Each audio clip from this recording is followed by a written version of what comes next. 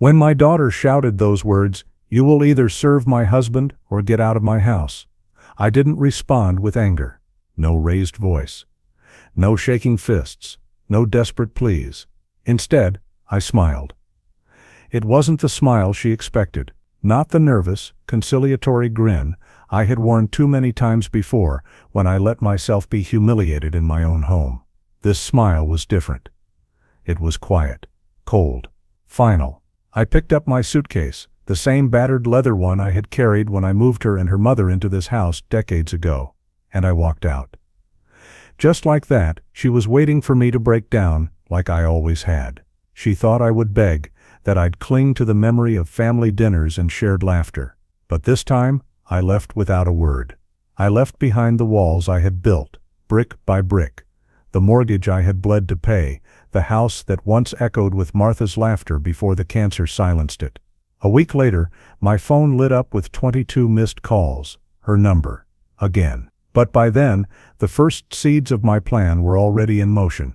They thought they had stripped me of everything, but I still had patience, I still had time, and I still had my will. They were about to learn a truth I had never spoken aloud. I wasn't the fragile old man they believed me to be. My keys were still warm in my palm when I pushed through the front door that Saturday. The grocery bags dug into my wrists, the sharp plastic biting into my skin until it left angry red welts. The air inside was heavy with the faint smell of beer and stale chips. The late afternoon sunlight filtered through the curtains, that golden spring glow I usually loved. The kind of light Martha and I once sat beneath while she knitted by the window. But today, it only illuminated how far this house had fallen. Harry was sprawled in my leather recliner, Martha's last gift to me before death claimed her. He looked like a king on his throne, stocking feet propped up, a half-empty beer bottle dangling loosely from his fingers. The remote sat on his stomach like it belonged there, as if the chair, the television, the house itself were all his by divine right. He didn't even glance at me, didn't acknowledge that I'd carried in the food with my aching arms. Instead, his voice barked across the room, "Grab me another beer from the fridge while you're up." I froze. Not because of his words, I'd endured worse, but because of the certainty in his tone, as if this wasn't a request. As if he had already rewritten history in his mind, and this house, the one I paid for with my life, was his kingdom now. I set the grocery bags down slowly, feeling the weight of the milk cartons, the bread loaves. Each sound, the rustle of plastic, the thud against the counter, echoed louder than it should have. "Excuse me," I asked, keeping my voice low. "You heard me," Harry muttered, still watching the basketball game. "Corona, not that cheap stuff you drink." Something inside me clenched. I had bought those Coronas for him, with money scraped from my own Social Security. Beer I would never touch, but he demanded it as though it was his birthright. "Harry," I said quietly. "I just walked in. I need to put these groceries away." That finally made him look at me. His face twisted into that expression I had come to know too well, the one that said I was the problem, that I was unreasonable. "What's the big deal? You're already standing. I'm comfortable." I felt it then, something cold, like ice spreading through my chest. "The big deal," I replied evenly, "is that this is my house." That struck a nerve. Harry's feet hit the floor with a thud. He rose to his full height, using every inch, every pound of muscle like a weapon. He was 30, younger, stronger, broader. But I wasn't afraid. I had faced worse men in my life. "Your house," he sneered. "Funny, because your daughter and I live here. We pay the bills, with my money. You're just a guest." He stepped closer, beer still clutched in his hand, the sour smell of alcohol heavy on his breath. "Look, Clark, we can do this. The easy way or the hard way. You want to keep living here peacefully, you play ball. That means when I ask for something, you do it. No questions, no attitude. That's how it works in our house." The kitchen door swung open. Tiffany appeared, her blonde hair pulled back into a messy ponytail, dish towel hanging limp in her hands. She froze, reading the scene instantly. Her husband standing over me, the tension thick enough to slice. "What's going on?" Her voice carried that same sharp edge she had as a teenager, when she tested boundaries she thought I was too tired to enforce. "Your father's being difficult," Harry said smoothly, not taking his eyes off me. "I asked him for a beer, and he's making it into some kind of federal case." Tiffany's eyes shifted to me. That look, oh that look, cut deeper than anything Harry could have said. It was disappointment. Condescension, like I was a child throwing a tantrum. "Dad, just get him the beer. It's not worth fighting over." And in that moment, I saw it clearly. The bond between them. The united front. Harry smirked, emboldened. He stepped closer, so close the air between us burned with his arrogance. "See, Clark, that's how it's going to be. You live in our house, you contribute. And when I give an order, you follow it. Understand?" I kept my voice level, though my heart was pounding so hard, I thought it might crack my ribs.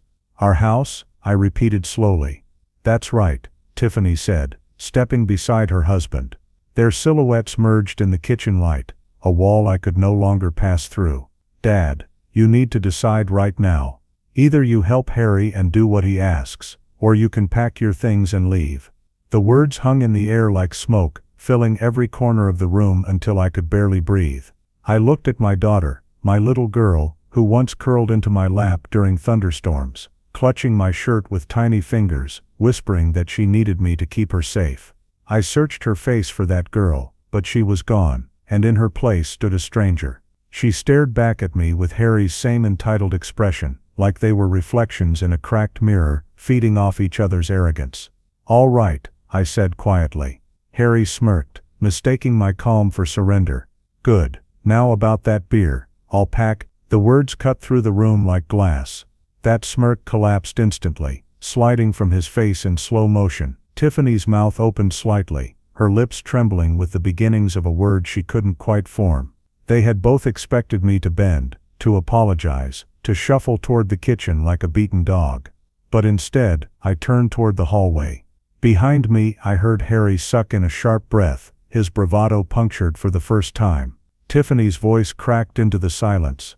"Dad, wait." But my footsteps were steady, deliberate, each one echoing against the hardwood floor. Martha and I had refinished together 2 decades earlier. Every creak beneath my shoes felt like her voice whispering, "Keep walking, don't stop now." The suitcase came down from the closet shelf with a soft thump. The same brown leather suitcase I had bought for our honeymoon to Yellowstone. Back then it had carried dreams, the promise of shared adventures. Now it sat gaping open on the bed, waiting to devour the remains of a life I had poured into this house. I packed methodically, like a soldier preparing for a campaign. Underwear, socks, 3 changes of clothes, not everything, just enough to remind them I wasn't coming back tomorrow. From the living room came the muffled hum of urgent whispers. Tiffany's voice rose and fell, desperate, while Harry's was sharp, cutting, as though he could bully her into agreement the same way he had tried to bully me. My hands didn't falter. Shirts folded into perfect squares, TTs rolled with precision. The photograph of Martha, her smile caught forever in soft Polaroid light, slipped into the side pocket, carefully wrapped in tissue. My medications, my reading glasses. The small leather journal where I had tracked every expense since the day I retired. By the time the zipper slid closed, the decision was final. When I wheeled the suitcase down the hallway, their whispers died instantly. Harry had reclaimed the recliner, but his posture was different. No longer careless, no longer smug. He leaned forward, elbows on knees, eyes locked on me as though he was trying to decipher my next move. Tiffany hovered by the kitchen doorway, arms crossed, her attempt at sternness undone by the flicker of doubt in her eyes. Neither of them spoke. Neither said goodbye. The Buick started on the first turn of the key, as reliable as it had been for 20 years. I backed out of the driveway without looking back, without checking the windows to see if they watched me go. That house was no longer mine, and they were no longer family. The 30-minute drive to Pine Lodge was a blur of headlights and memories. Every mile marker seemed to drag another ghost from the past. Tiffany's college tuition, $40,000 a year for that private school she insisted on. I had worked overtime at the bank, buried myself under stacks of loan applications, my hands cramping from late-night signatures, just to keep up with the payments. Her wedding, $25,000. Harry's family couldn't afford their share, so I had quietly covered it, swallowing the cost to spare them embarrassment. The reception hall, the flowers, the dress, all perfect for my little girl's special day. Then came the house. $80,000 ripped from my retirement savings, handed over for their down payment because young couples need a start. That's what I told myself. That's what Martha would have wanted. But the truth, every dollar was a sacrifice.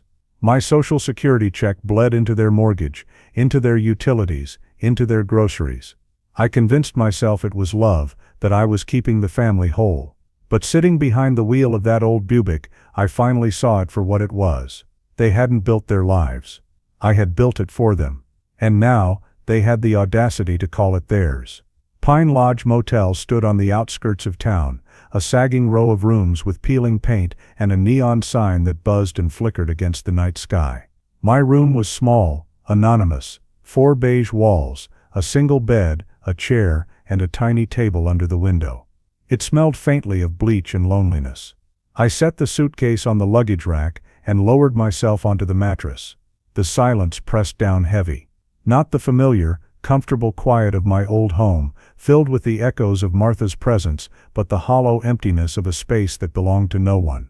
Pulling out my phone, I scrolled through my contacts. Banks, insurance companies, credit card services. Numbers I knew by heart after 30 years in finance.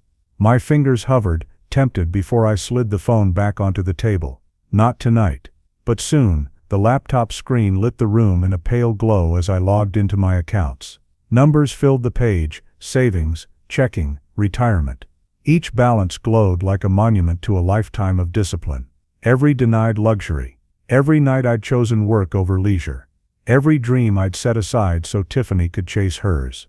The cursor blinked in the search bar, waiting for me to choose my first move. Sunday morning arrived gray and heavy, the clouds pressing low over the motel roof. The light that filtered through the thin curtains was the color of steel, cold and merciless. I spread my papers across the motel's tiny table: bank statements, insurance policies, legal documents. It looked less like a desk and more like a war room. Each page was a weapon, each signature a bullet. I stared down at them, my breathing steady, my heart oddly calm. This was no longer grief, no longer disappointment. This was strategy. The first call went to First National Bank, and with that single dial tone, the war began. Sunday banking was limited, but automated systems never slept. The hold music faded, replaced by the crisp voice of a woman who had no idea how much power she was about to help me reclaim. "Good morning, Mr. Miller. How can I help you today?" Her tone was polite, professional, just another routine call in her shift. But for me, it was a battle horn. "I need to cancel the automatic mortgage payment for 847 Pine Street," I said calmly. The account ending in 4729. There was a pause on the other end. I pictured her fingers flying over the keyboard, lines of numbers flashing across her screen. "Sir, I show that payment has been active for 5 years. Are you sure you want to discontinue it?" I leaned back in the motel chair, staring at the sagging wallpaper. "Completely sure." Another pause. A slight shift in her voice, cautious curiosity. "May I ask the reason for the change?" I almost smiled. "The homeowners no longer qualify for my financial assistance." Her typing resumed. "Very well, Mr. Miller. The automatic payment will be canceled effective immediately. You should receive written confirmation within 3 business days." Click. One burden gone. The second call was easier. Geico. 2 vehicles, Harry's Silverado and Tiffany's Honda, both insured under my policy for 3 years. 2 vehicles I had never touched, but had dutifully paid for every single month. "I need to remove 2 vehicles from my policy," I told the agent.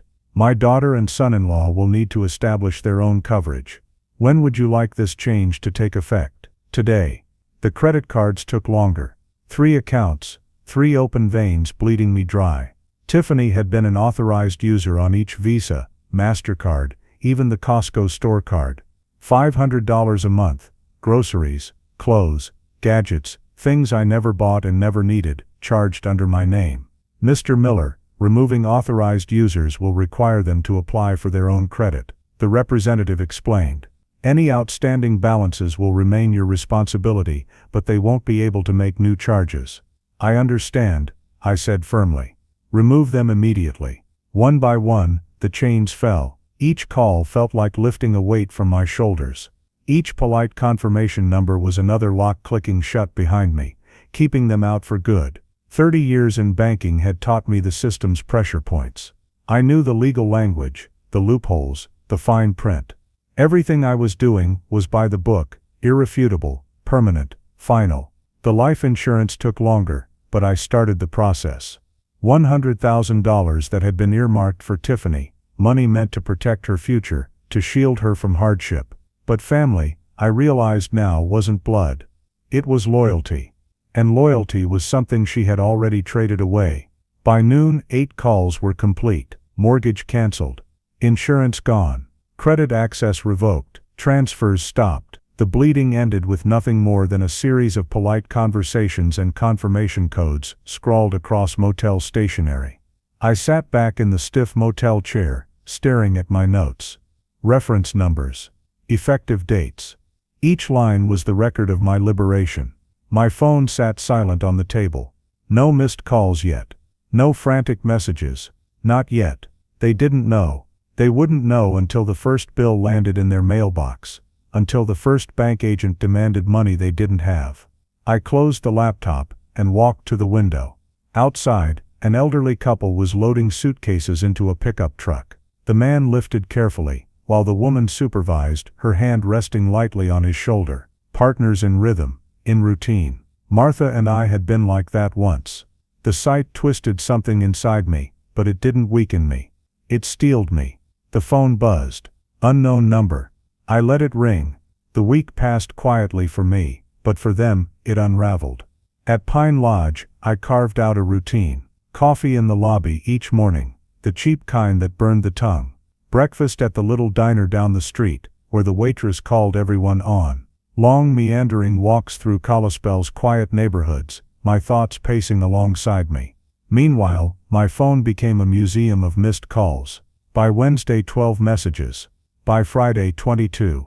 I listened to them all in order, sitting on the edge of the motel bed, as the voices of my daughter and her husband spilled through the speaker. The first few were casual. Tiffany's voice, strained but steady. "Dad, maybe there's been a mistake with the mortgage payment. Can you check?" Then Harry, annoyed, clipped. "Clark, Geico's saying my insurance lapsed. Fix it. I've got people asking questions." By midweek, the panic bled through. Tiffany's voice cracked as she begged. "Dad, the bank says you stopped the automatic payment. They want the full amount by Friday, or they'll start foreclosure proceedings. Please, tell me, this is a mistake." Harry's tone shifted from arrogance to desperation, though he masked it with anger. "Clark, you need to call me back. You're making us look like deadbeats. Do you understand what this does to me at work?" By the end, Tiffany was sobbing, her words fractured. "Dad, please, please call me. We can work this out. I'm sorry, okay? I'm sorry," and Harry, his voice lower now, calculated. "Maybe I came on too strong. I shouldn't have pushed you. Let's fix this, Clark. We're family. Don't do this." I deleted each message after listening, my thumb pressing erase without hesitation. No anger, no satisfaction, just a curious detachment, like watching actors perform a script I already knew the ending to. Thursday morning, a knock at the motel door. Through the peephole, I saw them both. Tiffany in a wrinkled sweater, her eyes rimmed red, hair unwashed. Harry in stained work clothes, his jaw tight, but his shoulders slumped, like a man who hadn't slept. For a long moment, I considered leaving them there in the hallway, letting them feel the weight of the silence they had once forced on me. But finally, I turned the latch and opened the door. I didn't invite them in. "Dad," Tiffany's voice cracked. Her eyes shimmered with unshed tears. And in that instant, the battle lines were clear. Her composure cracked like thin glass under pressure. "We need to talk." "About what?" I asked, my voice flat, calm, a still lake before the storm. Harry didn't wait. He shoved himself forward, his face flushed, a vein pulsing at his temple. "About the fact that you're trying to ruin our lives over some stupid argument about beer." The memory flickered, his smug grin in my living room. Tiffany's silence, the ultimatum that severed the last thread of loyalty. I felt nothing now but clarity. "I'm not trying to ruin anything," I said evenly. "I'm simply no longer paying for your lives." Harry's voice shot up like a firecracker, loud enough that I knew half the motel could hear. The mortgage, Clark. You can't just stop paying the mortgage. That's our house. I let his words hang for a beat. Then quietly, actually, it's my house. My name on the deed. My signature on the loan.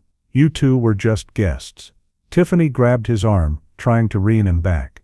Her eyes glistened, the red rims of sleepless nights betraying her. Dad, please, we can work this out. Harry was wrong to talk to you that way. We both were.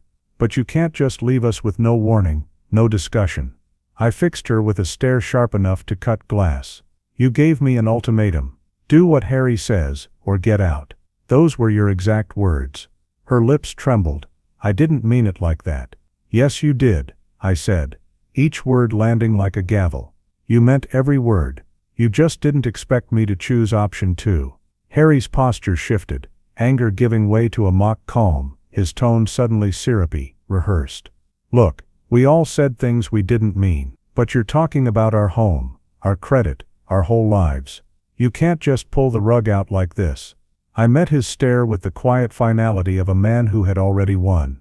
I can, and I did. I started to close the door. You wanted me to leave. I left. You wanted to handle your own lives. Now you can. Dad, wait. Tiffany's voice cracked, breaking through his performance. What about family? What about everything we've been through together? For the briefest moment, I saw the child she used to be, the little girl running barefoot through autumn leaves, pressing dandelions into my hand like they were treasures. But the image dissolved into the present, a woman who had stood by while her husband humiliated me in my own home. Family works both ways, sweetheart, I said softly. I spent 5 years taking care of you both. When it was time for you to take care of me, you chose him instead. Harry's mask slipped, his fake composure shattered into raw venom. You crazy old bastard. You can't just— I can call the police. I cut him off coldly, my hand steady on the door. If you keep raising your voice, this is private property, and you're disturbing the peace. For the first time in years, they looked at me, truly looked at me, not as the soft-hearted father, not as the convenient wallet on legs, but as a man who had finally remembered his spine. Harry grabbed Tiffany's elbow. Come on, we'll figure this out ourselves. They walked back to their car. Harry's swagger melted into a worried hunch, Tiffany glancing over her shoulder like she was leaving a stranger behind. I shut the door. The latch clicked, sealing the moment. But the work wasn't over. Not yet. There were still accounts to close, still ties to cut. Dismantling a relationship, no, an illusion, took precision. And I intended to finish it. The next morning, I needed air. I needed routine. Tuesday, coffee. The diner on Main Street. The same bell over the door, the same haze of bacon grease and fresh bread, the same corner booth Martha and I once shared after her doctor's appointments. We'd split a slice of apple pie back then, talking about nothing, everything. Those were the days before betrayal hollowed out the word family. The comfort of routine grounded me after yesterday's confrontation. I spread my papers across the table like a general reviewing battle plans, statements, confirmation codes, accounts closed, each line a victory, each number a weapon. The bell above the door jingled again. A voice broke through the hum of conversation. Clark Miller. Well, I'll be damned. I looked up. Bob Harrison, an old colleague from First National, newspaper tucked under his arm, his weathered face breaking into a grin. 15 years of coffee breaks, long lunches, shared war stories about difficult clients. Bob, I said, standing to shake his hand. Good to see you. He slid into the booth without waiting. Haven't seen you since Martha's service. Heard you moved out to Pine Lodge. Everything all right? The waitress poured coffee before I could answer. I used the moment to measure my words. Bob was trustworthy, but he was also a banker. Family situation, I said finally. Needed some space to think things through.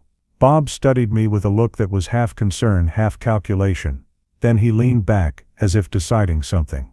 That son-in-law of yours. He paused, lowering his voice. Tried to pull a fast one on us a few months back. My cup froze halfway to my lips. What kind of fast one? Wanted a home equity loan. $50,000, on your house. The words hit like a thunderclap. My house. That's right. Brought in documents, claimed it was his property. At first glance they looked official. Bob shook his head grimly. But when we ran the title search, everything came back clean. Your name, your signature. No co-signers, no liens. Nothing that gave him any claim. I set the cup down carefully, my pulse pounding in my ears. When was this? December. Maybe January. I handled it personally because of the amount. He leaned forward, his voice dropping even lower.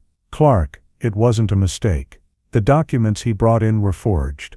The diner's noise faded around me. Forks clinking, conversations buzzing, all of it dimmed to silence. 3 months ago, Harry had already been planning to rob me. This wasn't desperation born of my silence. This wasn't panic over missed payments.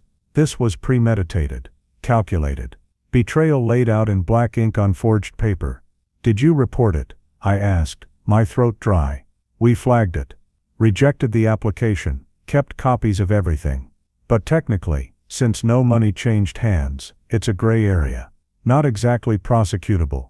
I leaned back slowly, my jaw tightening. He had sat across from me at dinner, complaining about bills, about debt, while secretly plotting to gut me for $50,000. What was he going to use the money for? I asked. Bob glanced around the diner, lowered his voice until it was barely a whisper. And what he said next made my blood run cold. The courthouse papers still pressed against my chest like a shield, when I stepped out into the cold Montana air. The sun was already sliding toward the horizon, washing Main Street in that burnished, late winter glow. It should have felt like peace, but inside me, every nerve was coiled tight. I wasn't just cutting financial ties anymore. I was cutting through lies, and lies always bleed. By the time I reached my motel, the evidence file on my laptop was beginning to look less like notes and more like a case. Names, dates, attempts at fraud, the weight of unpaid debts, and most important of all, proof that none of it was mine. Harry wasn't just a drunk with an attitude, he was a gambler circling the drain, desperate enough to forge documents, desperate enough to turn on family, desperate enough to push me into the corner I was finally climbing out of. But desperation makes men dangerous. And that was the thought that followed me into uneasy sleep. The next morning, I decided it was time to go public, subtly, carefully. Kalispell was a small town, too small for secrets to stay hidden long. My first encounter happened at the post office. I'd barely pulled a roll of stamps from the vending machine, when I felt eyes on me. Clark, dear, a voice chirped. I turned, Mrs. Henderson, white gloves, pearl earrings, and that permanent air of church gossip disguised as concern. She leaned in, lowering her voice, though everyone within earshot knew she wanted to be overheard. I've been hearing troubling things, about your family. Is everything all right? I studied her for a moment. The old me might have brushed it off, laughed politely, changed the subject. But that man, the pushover, the provider, the endless wallet, was gone. Everything is just fine, I said. Her eyes flickered, disappointed. That wasn't the answer she wanted. So I gave her the one that would spread fastest. It's not me who's in trouble. Harry's been overextending himself. Gambling debts, lies about property he doesn't own. I finally had to draw the line. Her lips parted just slightly, like she'd just been handed a particularly juicy recipe card. Oh my. Yes, I said simply, letting the weight of it hang there. He tried to put my house up as collateral for a loan that never existed. Forged documents. The bank caught it. I filed eviction papers yesterday. I didn't raise my voice. I didn't need to. In a town like Kalispell, whispers traveled faster than any newspaper headline. By sunset, half the congregation would know. By Sunday service, the other half would. As I walked out of the post office, I felt a strange mix of exhaustion and grim satisfaction. The truth was out there now, circling like wildfire through kitchens, diners, and church basements. Harry wanted to paint me as the villain, the bitter old man who cut off his daughter. But soon, he'd find himself standing in a storm of his own making. The debts, the fraud, the eviction notice. And me, finally holding the match. But even as I climbed back into my car, a thought gnawed at me. Cornered men don't sit still. They lash out, and Harry Thompson was about to run out of places to hide. The air outside Mrs. Henderson's porch smelled faintly of roses and cigarette smoke, the 2 cents forever married in the gossip queen's domain. She leaned forward in her rocking chair, eyes gleaming with the kind of hunger that only comes from sniffing out a scandal before anyone else could. I knew that whatever left my lips here would not stay between us, it would ripple out into Kalispell like a stone cast into still water. By Sunday service, at least a dozen ears would be buzzing with my words. And yet, that was precisely what I wanted. They asked me to move out, I said, letting the words hang heavy in the warm evening air. Her hand froze halfway to her teacup, eyebrows climbing high. They asked you to leave your own house? The disbelief in her voice was almost theatrical, but I caught the flicker of satisfaction underneath. Yes, I replied simply. It seemed like the best solution for everyone involved. Sometimes, adult children need to handle their own responsibilities. Her lips pursed, as if tasting the bitterness of my statement. Then she leaned in closer, lowering her voice until it was a conspiratorial whisper. But didn't you pay for their wedding, and help them with the down payment? Her eyes narrowed, sharper than the rim of her glasses. I always wondered how they afforded that house on Harry's salary. I only nodded. No elaboration. The facts were powerful enough on their own, and silence was often louder than protest. By the time I walked down the creaking steps of her porch, I could already imagine the phone lines lighting up across town, the hushed conversations in kitchens, and the hurried whispers exchanged in grocery aisles. The machine was in motion. My next stop was Miller's Hardware. The familiar jingle of the bell above the door welcomed me in, and the smell of sawdust and oil was oddly comforting. Tom Kowalski, hunched over his inventory sheets, looked up and his expression softened with genuine concern. "Clark," he said, setting his pen down. "Heard you're staying out at Pine Lodge. What's going on?" Before I could answer, 3 employees drifted closer, their curiosity thick in the air. So I told them, calmly, methodically, the same truth I had given Mrs. Henderson. But here, the reactions were sharper. Immediate. "You paid for their college tuition?" Dave, the assistant manager, asked, shaking his head so hard, his glasses nearly fell off. "Yes," I answered, steady and unflinching. Dave let out a low whistle, muttering. "Harry told everyone his family was well off. Said they were helping you with mortgage payments." I met his eyes, my voice calm but cutting. "Harry said a lot of things that weren't true." Tom's jaw tightened, his brow shadowed. "That explains a lot. Always seemed to have money, but never worked overtime. We offered him extra shifts plenty of times, but he always had other commitments." From behind the paint counter, Sarah's voice cut in, laced with disdain.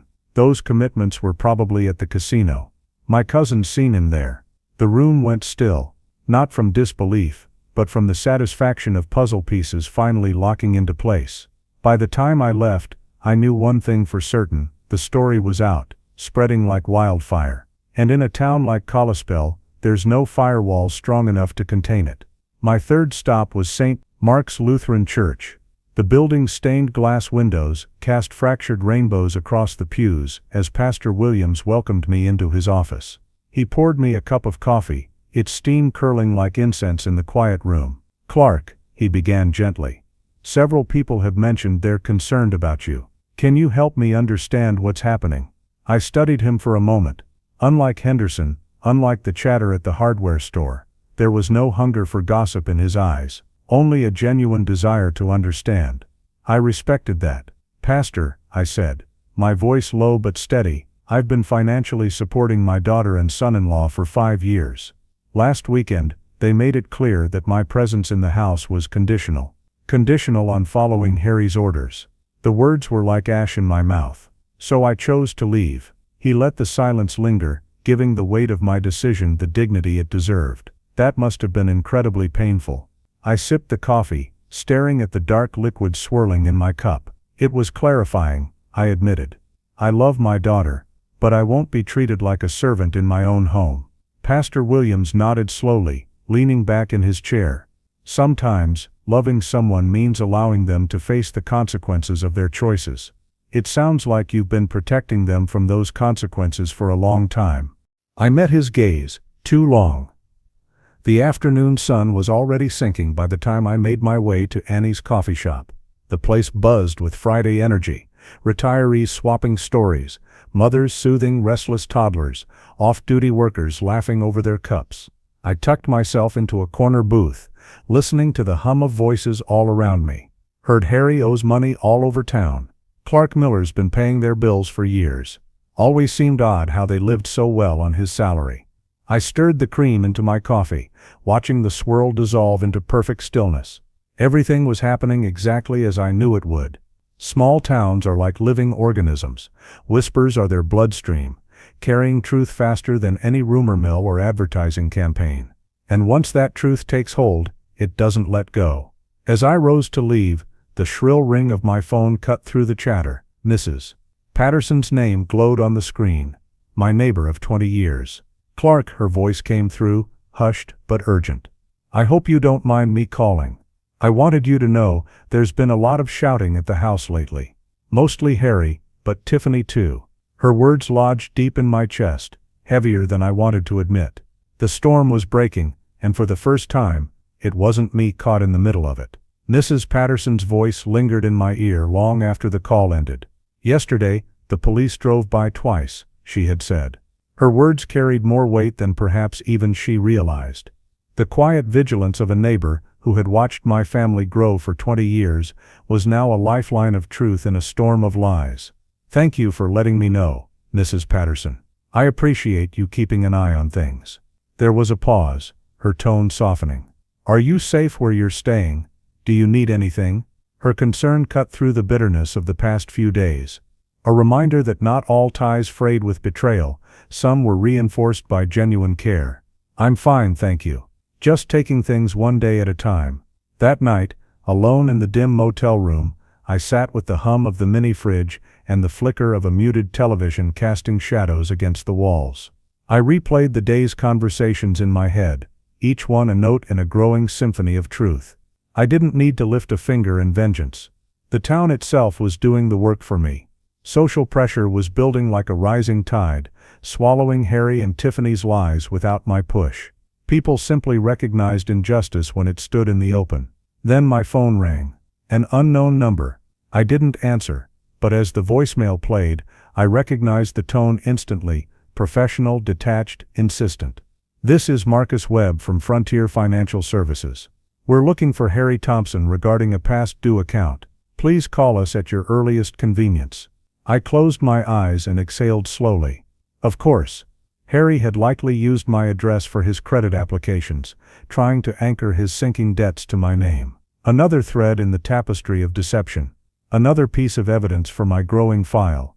I deleted the message, opened my laptop, and carefully updated the folder where I kept everything. Emails, receipts, bank transfers, mortgage records. Proof. Cold, irrefutable proof. If Harry wanted war, he would find that I had been preparing for years without even realizing it. But I knew Harry. He would not go quietly. Saturday morning dawned clear, the kind of soft, golden light that used to make me feel at peace. But peace was short-lived. As I sipped my coffee and skimmed old bank statements, my phone erupted with calls. First Tom from the hardware store, then Mrs. Henderson, then Pastor Williams. Different voices, same message. Harry was on the move. Clark, Tom said, anger vibrating beneath his calm tone. You need to know what he's saying. He came in here an hour ago, loud as you please. Told everyone you abandoned them without warning. Claims you promised to always take care of them, then changed your mind out of spite. I pressed the phone tighter to my ear. What exactly did he say? That you're having some kind of mental breakdown. Tom answered, his voice lowering. Said you threw them out because Tiffany wouldn't let you control every decision in their lives. And, he hesitated. He's claiming there's a family medical emergency. Says you're refusing to help. The words struck me like cold iron. A medical emergency. Desperation had driven Harry to twist the knife deeper, to wrap his lies in the one thing guaranteed to stir sympathy. Thank you, Tom. I said, already piecing together the strategy. Harry was cornered.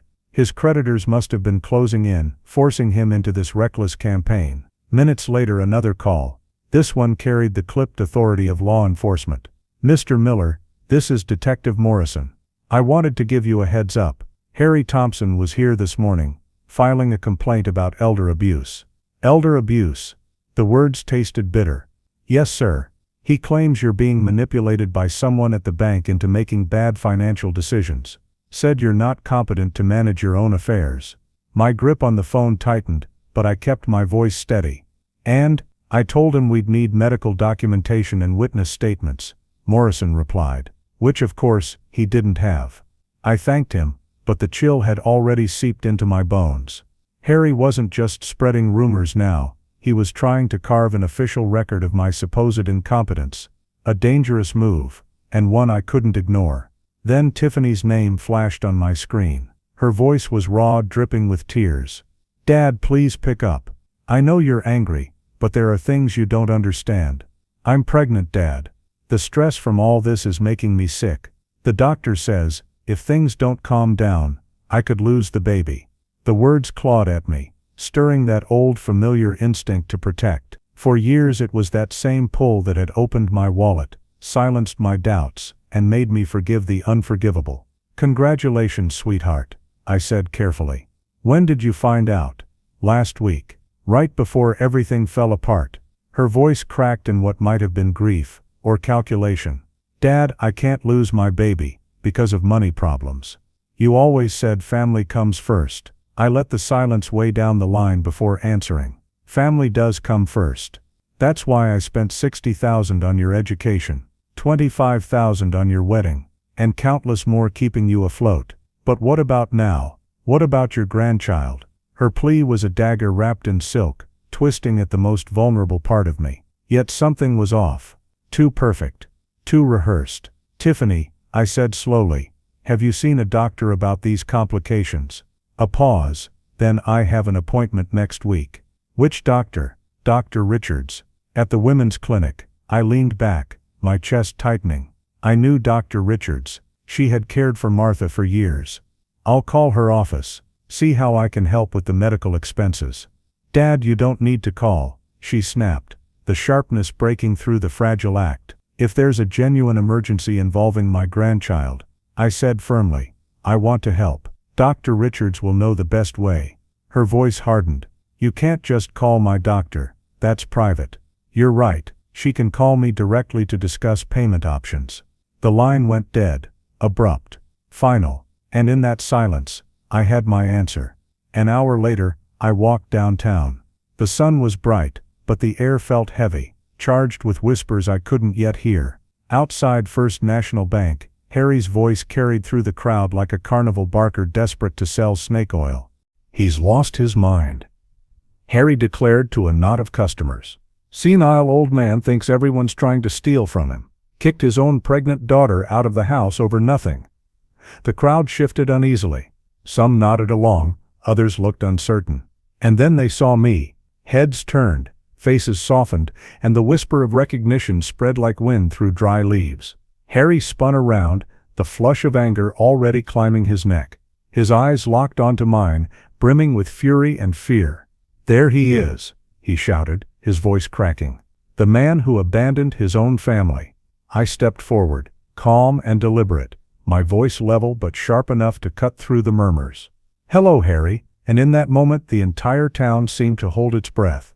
The accusation landed like a sucker punch. It wasn't just words, it was a weapon, sharp and deliberate, aimed straight at Harry's chest. "How's the gambling debt situation working out?" I asked, my voice carrying just enough weight to make the crowd fall silent. For a moment, Harry froze. The shift in his face was almost theatrical. He blinked, his jaw tightening, his eyes darting toward the murmuring crowd as though looking for an escape route. Then came the sputtering denial. "You're crazy," he stammered, his voice cracking under the strain. "I don't know what you're talking about." But the crowd wasn't buying it.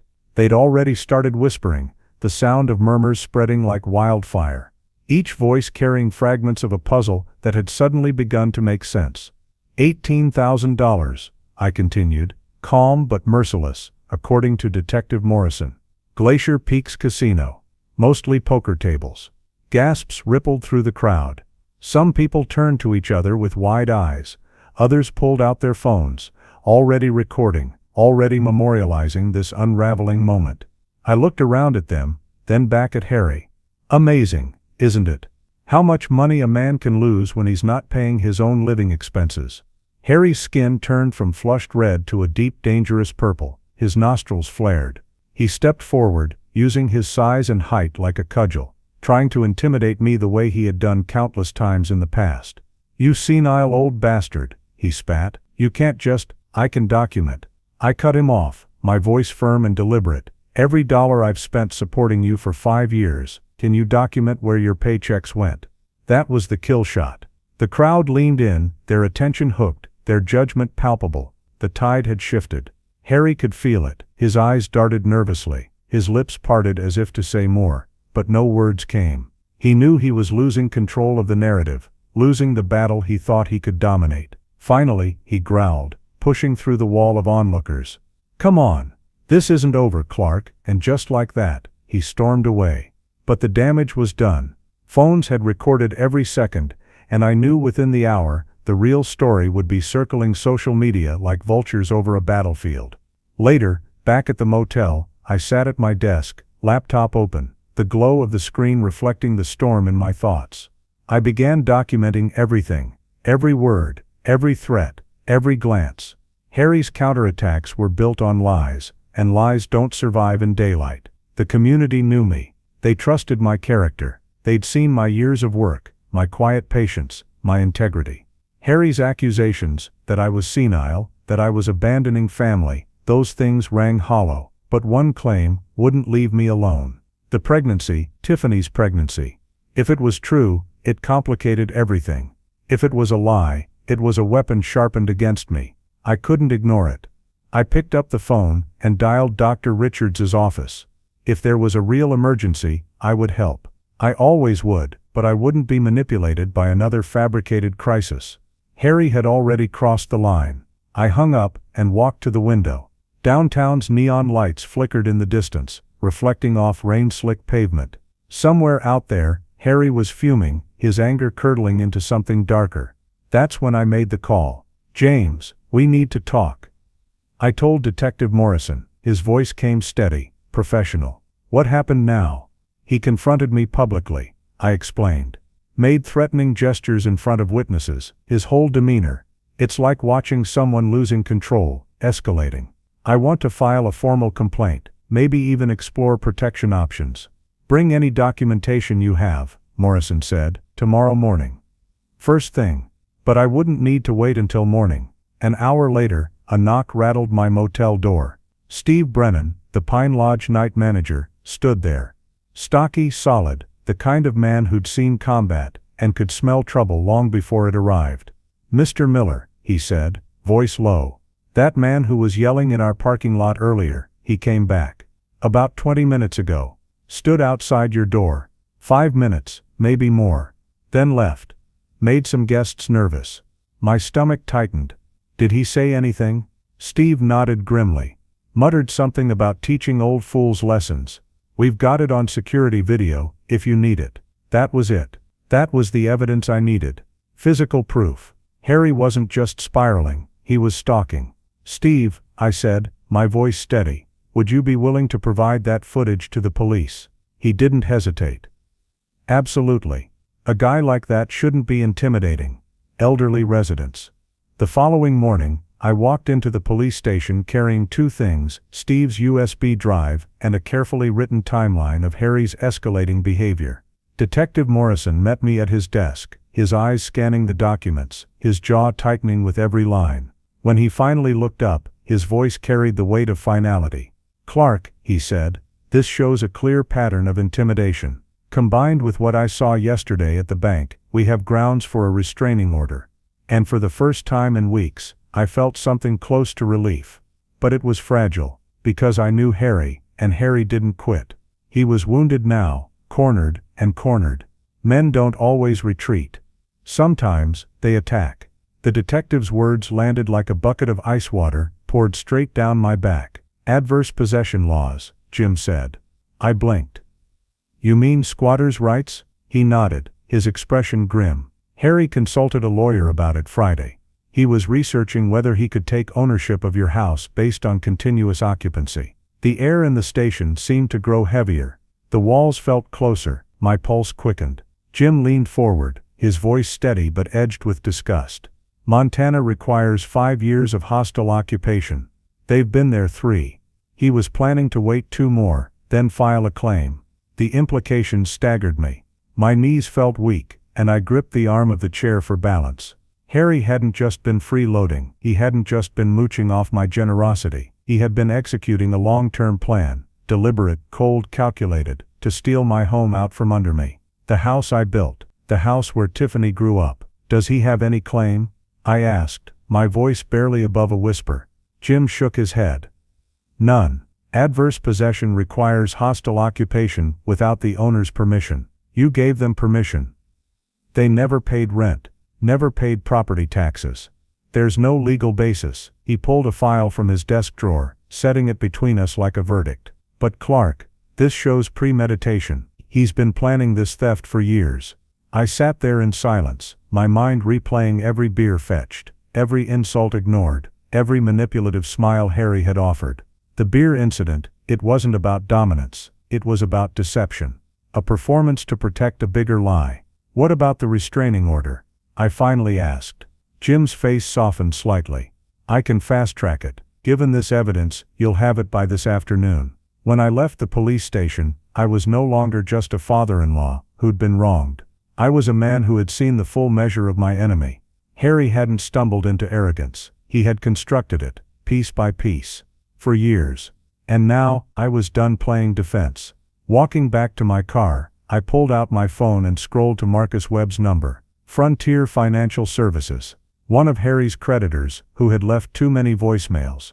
Mr. Webb, I said when he picked up. My tone was businesslike, precise. I'm returning your call about Harry Thompson. I need to clarify something important.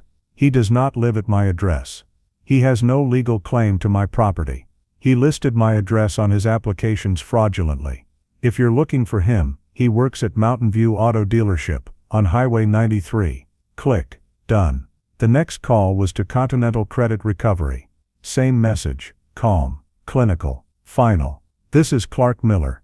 I want to make it clear, Harry Thompson has no ownership interest in my property. He is no longer residing there. One by one, I dismantled the lies Harry had built. 6 collection agencies by noon. 6 fires started in the house of cards he thought he had built so carefully. That afternoon, Judge Morrison signed the restraining order. The words echoed in my mind as I left the courthouse. Harry Thompson is legally prohibited from coming within 500 feet of you or your property. Violation means immediate arrest. Justice, swift and unyielding. 3 years Harry had spent plotting to steal my home. And now, he couldn't even walk down the driveway without risking jail. As I drove back to Pine Lodge, my phone buzzed. Unknown number. The message was short, venomous. This isn't over, old man. I stared at it, my jaw tightening. Then I forwarded it to Detective Morrison, blocked the number, and tucked the phone away. Evidence collection had become second nature. Monday morning, I filed the restraining order. By noon, I was watching Harry's world collapse from every angle. The courthouse clerk's voice was brisk, efficient. Mr. Miller, this order is effective immediately. Any contact or approach within 500 feet constitutes a violation. I thanked her, stepped out into the sun, and knew the sheriff's deputy would be serving Harry the papers within hours. That's when my phone rang again. Mike Brennan, Harry's boss. Clark. Mike said, his tone wary. I need to ask you something directly. Are the things Harry's been saying about you true? I kept my voice steady. What has he been saying? That you had some kind of breakdown. That you threw him out because of dementia. That there's a family medical emergency, and you're refusing to help. Mike paused, his voice dipping lower. Thing is, Clark, I've known you for 20 years. This doesn't sound like the man who co-signed my son's first car loan. I exhaled slowly. Mike, Harry gave me an ultimatum. Obey his orders, or leave my own house. I chose to leave. There's no medical emergency.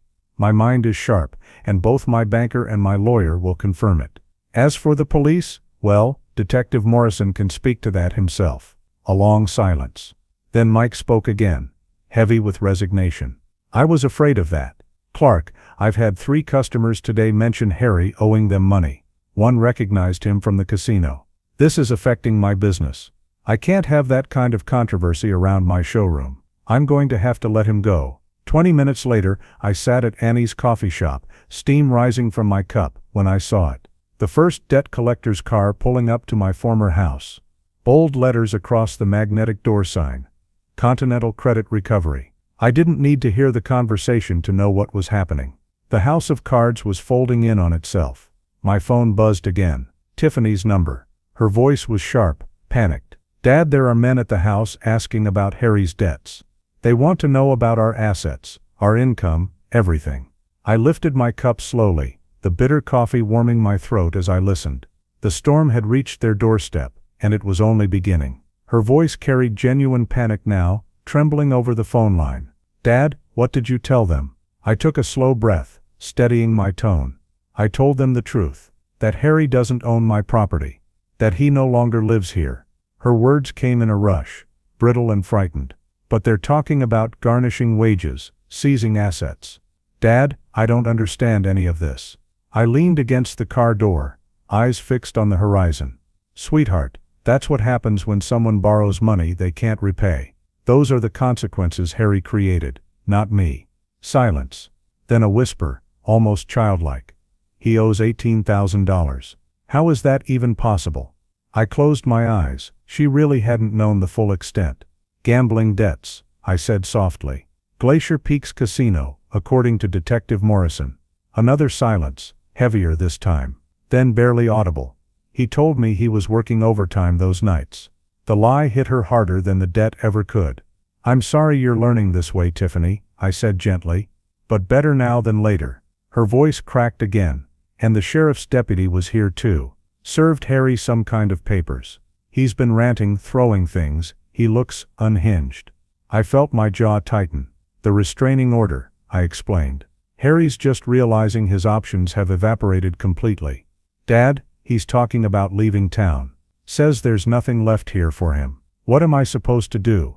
The ache in her words was familiar. The same tone I remembered from her childhood, when scraped knees felt like the end of the world. But this wound ran deeper. "Make decisions based on who Harry really is," I told her, my voice steady. "Not who you hoped he was." That evening I parked across the street from my former house. The one Harry had plotted for years to steal. The scene unfolding inside was chaos. 3 different creditor vehicles had come and gone throughout the day. The walls of deception were finally crumbling. Mrs. Patterson next door spotted me sitting quietly in my car. She gave a small sad wave, the kind of wave from someone who has witnessed too much but doesn't know how to help. Through the window, I could see Harry and Tiffany. His arms flailing, his movements sharp and violent, as if every word was a blade he threw at her. Tiffany's posture was small, defensive, her back against the wall, her hands raised as if to shield herself from words that cut as deep as fists. The fairy tale marriage, built on my financial foundation, was disintegrating before my eyes. Reality had finally forced its way inside. My phone buzzed. A text from Steve at Pine Lodge. "That guy tried to get in the building again. Told him about the restraining order. He left, but he was really angry." I immediately forwarded it to Detective Morrison. Another violation, another nail in Harry's coffin. But his desperation made him dangerous, and that made him predictable. A man with gambling debts, no job, and a restraining order had 2 choices. Face his responsibilities, or run. And if I knew Harry, running was in his nature. Driving back to Pine Lodge, I couldn't shake the question, if Harry fled, would Tiffany go with him, or would she finally open her eyes? I'd spent 5 years shielding her from the weight of reality. That shield had shattered the day they forced me to choose between my dignity and their demands. And I had chosen dignity. Now they would have to choose their own path forward. By Wednesday morning, I'd seen enough. 2 days of chaos was enough to know where things were heading. It was time for clarity. I called Tiffany. "Meet me at the diner, just you." Her voice was hesitant. "I can't leave Harry alone right now, Dad. He's really struggling with everything that's happening." My reply was firm. "Then we have nothing to discuss. The restraining order means I can't be around him anyway." A pause, a long silence where I could almost hear the war inside her.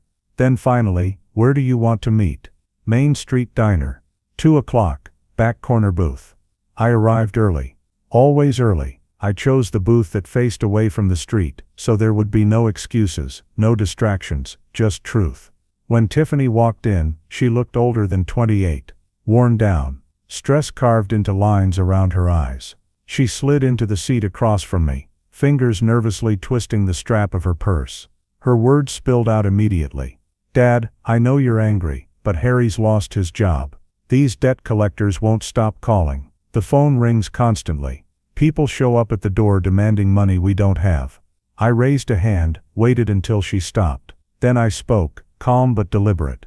"I'm offering you one chance to end this with some dignity, Tiffany." Her brow furrowed. "What do you mean?" "Public acknowledgement of the truth. Full disclosure of how much I supported you both. And an honest explanation of why I left." Her face flushed. "You want me to humiliate myself in front of the whole town?" "No," I said, leaning forward. "I want you to tell the truth. There's a difference." Her voice faltered. "What kind of acknowledgement?" I had spent 2 days deciding. 2 days sharpening justice into something undeniable. Church announcement this Sunday during testimony time. A letter to the editor of the Tribune.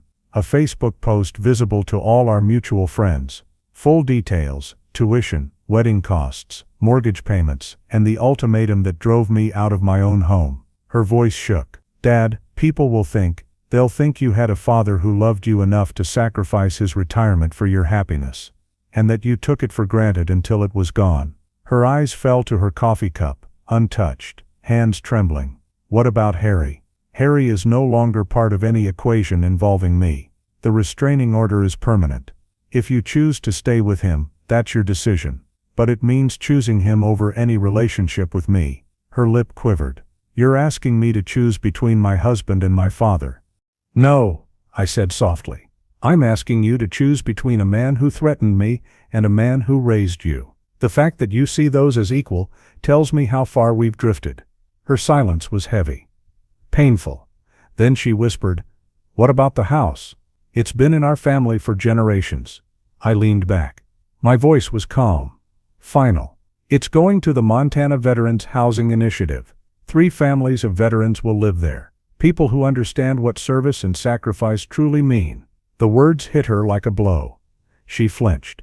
"The will's already changed. Witnessed. Signed. Filed with my attorney." Even now I kept my tone gentle but unyielding. "Even if you do everything I've asked perfectly, the house won't come back to you. That decision is final." Her eyes brimmed with tears. "Why?" "Because I need to know," I said, "that any reconciliation between us is built on love, not on inheritance. For 5 years, you treated me like a convenient funding source.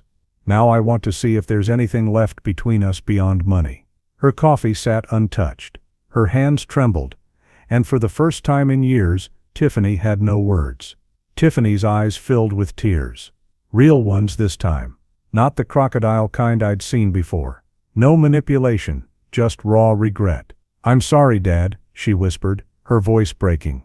"I really am. I never meant for things to go this far." I looked at her. My daughter, the girl I had once carried on my shoulders through summer parades. The girl who used to braid dandelions into crowns and beg for bedtime stories about princesses who were always brave enough to do the right thing. And now, here she was, trembling, broken, a woman caught between love, loyalty, and truth. But sorry wasn't enough anymore. "Sorry," I said quietly, "is just a word, Tiffany. The whole town watched you and Harry treat me like a servant in my own home. They watched you side with him while he barked orders at me.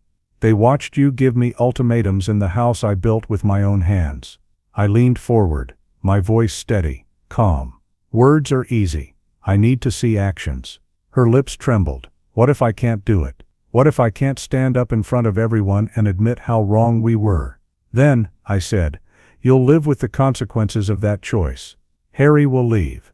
Men like him always do when the walls close in. You can go with him and keep living in his shadow, or you can finally stand on your own 2 feet, rebuild with honesty, and face the truth." I let the silence stretch, heavy as stone. "And if I do what you're asking," she whispered, "then maybe," I said slowly, "maybe we can begin to build something real again. Not based on guilt, not based on money, but on respect. 2 adults facing each other as equals." Her hands shook as she dabbed at her eyes with a napkin. "How long do I have?" "Sunday morning." 10 o'clock. Church. Her body sagged as though the weight of the decision pressed down on her shoulders. She stood, fragile, older than her years. At the door she stopped. "Dad." Her voice cracked. "Do you think you could ever forgive me?" I studied her. Really studied her.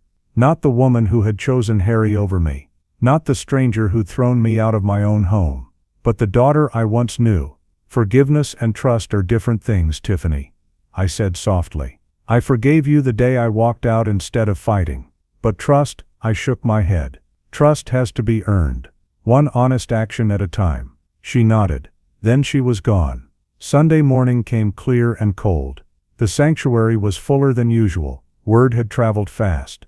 Whispers filled the air, speculation buzzing like static. I sat in my usual pew, 3 rows from the front, my hands folded, my jaw set. Waiting. When testimony time came, the room seemed to hold its breath. Tiffany rose from the back row. Small, fragile, but her steps were steady. Each one echoed like a drumbeat. At the podium she gripped the wood as though it were the only thing keeping her upright. She lifted her chin. Her voice rang out clear. "I need to tell you all something important about my father." The words came. Words the congregation didn't expect.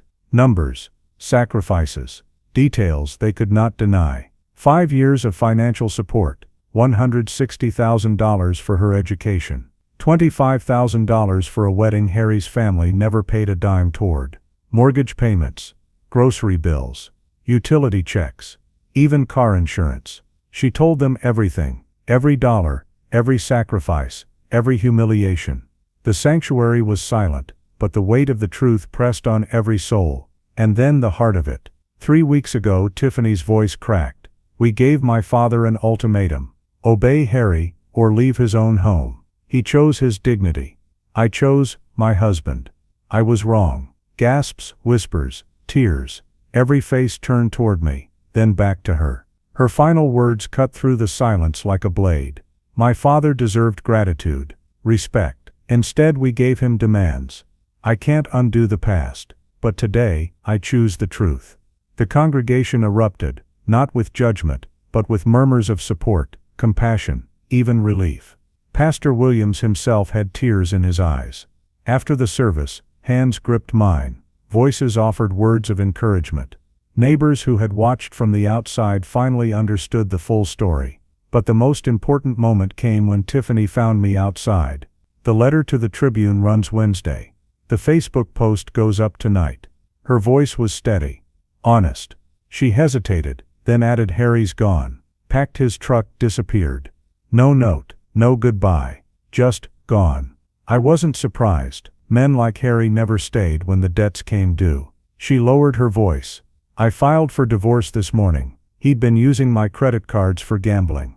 The debts are worse than we thought." 3 months later, I stood in the front yard of what used to be my home, watching 3 veteran families move in. The Montana Veterans Housing Initiative had turned the house into apartments. New beginnings. For people who knew the meaning of sacrifice. And me. I found peace in a small lakeside cabin. Fishing. Reading. Simple routines that felt like luxuries after years of chaos. Then my phone buzzed. A text from Tiffany. "Dad, I'm 3 months into counseling. Could we try coffee sometime? I want to earn your trust back. One conversation at a time." I smiled, watching the sun sink behind the Rockies. Sometimes dignity is rewarded. Sometimes patience pays off. And sometimes, a daughter finds her way home again. If this story struck a chord with you, don't forget to like this video, subscribe to the channel, and share your thoughts in the comments. And if you're ready for another story of betrayal, justice and redemption, click the box on your screen now. Because some truths are worth waiting for.